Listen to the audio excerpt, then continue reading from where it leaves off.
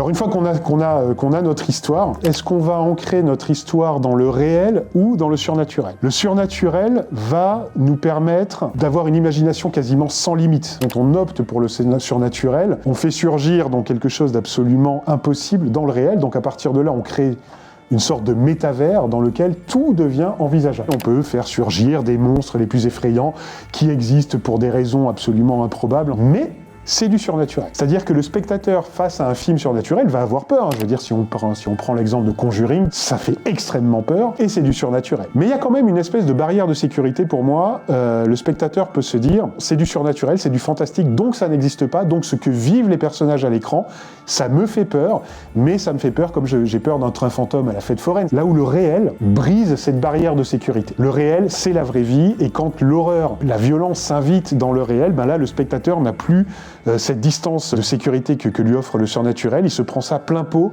et je trouve ça extrêmement efficace en termes de terreur, parce que on sort de là en se disant, potentiellement il peut m'arriver les mêmes horreurs que ce qui est arrivé dans le film.